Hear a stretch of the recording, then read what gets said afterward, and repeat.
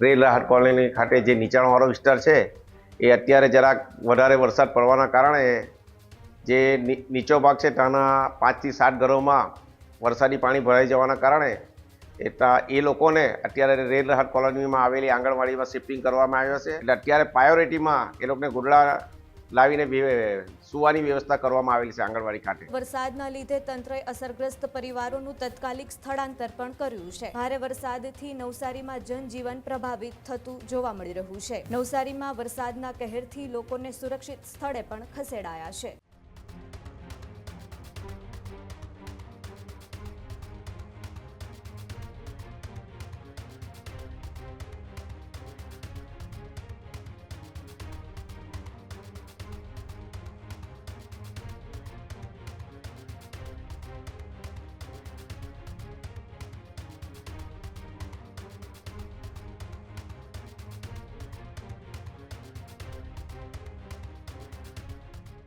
નવસારીમાં વરસાદ નોંધાયો હતો। નવસારીમાં ધોધમાર વરસાદથી શહેર જળબંબાકાર બની ચૂક્યું છે। 4.57 ઇંચ વરસાદથી નીચાણવાળા વિસ્તારોમાં પાણી ભરાયાની દ્રશ્યો સામે આવ્યા છે। રેલ રાહત કોલોનીમાં ઘરોમાં પાણી ઘૂસ્યા છે, જેના લીધે 5 થી 6 ઘરો પાણીમાં ગરકાવ થતા પણ જોવા મળી રહ્યા છે, જેના લીધે પરિવારો મુશ્કેલીમાં મુકાયા છે। ત્યારે વરસાદના લીધે તંત્રએ અસરગ્રસ્ત પરિવારોનું તાત્કાલિક સ્થળાંતર પણ કર્યું છે। 5 પરિવારોને નજીકની આંગણવાડીમાં પણ ખસેડાયા છે। ભારે વરસાદથી નવસારીમાં જનજીવન પ્રભાવિત થતું જોવા મળી રહ્યું છે।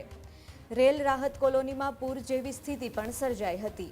ત્યારે વરસાદના લીધે વહીવટી તંત્ર હવે એલર્ટ મોડમાં જોવા મળી રહ્યું છે અને રાહત કામગીરી પણ શરૂ કરવામાં આવી છે। નવસારીમાં વરસાદના કહેરથી લોકોને સુરક્ષિત સ્થળે પણ ખસેડાયા છે।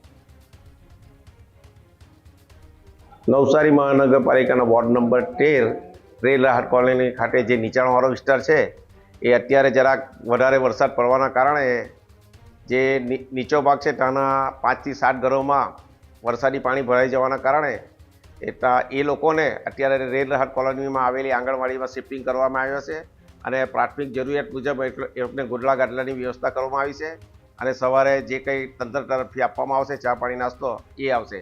એટલે અત્યારે પ્રાયોરિટીમાં એ લોકોને ગુડલા લાવીને સુવાની વ્યવસ્થા કરવામાં આવેલી છે આંગણવાડી ખાતે। નવસારી મહાનગરપાલિકાના વોર્ડ નંબર 13 રેલ રાહત કોલોની ખાતે જે નીચાણવાળો વિસ્તાર છે એ અત્યારે જરાક વધારે વરસાદ પડવાના કારણે જે નીચો ભાગ છે ત્યાંના 5 થી 7 ઘરોમાં વરસાદી પાણી ભરાઈ જવાના કારણે એ લોકોને અત્યારે રેલ રાહત કોલોનીમાં આવેલી આંગણવાડીમાં શિફ્ટિંગ કરવામાં આવ્યો છે અને પ્રાથમિક જરૂરિયાત મુજબ એ લોકોને ગુડલા ગાદલાની વ્યવસ્થા કરવામાં આવી છે અને સવારે જે કંઈ તંત્ર તરફથી આપવામાં આવશે ચા પાણી નાસ્તો એ આવશે। એટલે અત્યારે પ્રાયોરિટીમાં એ લોકોને ગુડલા લાવીને સુવાની વ્યવસ્થા કરવામાં આવેલી છે આંગણવાડી ખાતે। નવસારી મહાનગરપાલિકાના વોર્ડ નંબર 13 રેલ રાહત કોલોની ખાતે જે નીચાણવાળો વિસ્તાર છે એ અત્યારે જરાક વધારે વરસાદ પડવાના કારણે જે નીચો ભાગ છે ત્યાંના 5 થી 7 ઘરોમાં વરસાદી પાણી ભરાઈ જવાના કારણે એ લોકોને અત્યારે રેલ રાહત કોલોનીમાં આવેલી આંગણવાડીમાં શિફ્ટિંગ કરવામાં આવ્યો છે અને પ્રાથમિક જરૂરિયાત મુજબ એ લોકોને ગુડલા ગાદલાની વ્યવસ્થા કરવામાં આવી છે અને સવારે જે કંઈ તંત્ર તરફથી આપવામાં આવશે ચા પાણી નાસ્તો એ આવશે।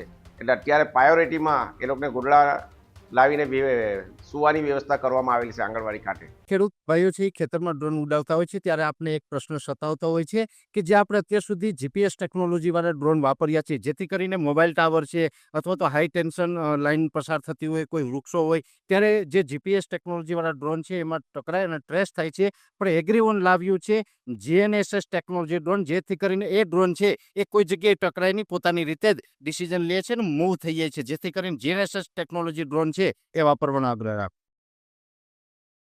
હજુ સુધી તમે અમારી ચેનલને સબસ્ક્રાઇબ નથી કરી તો અત્યારે જ ન્યૂઝરૂમ ગુજરાતને સબસ્ક્રાઇબ કરો, ફેસબુક અને ઇન્સ્ટાગ્રામ પર ફોલો કરો।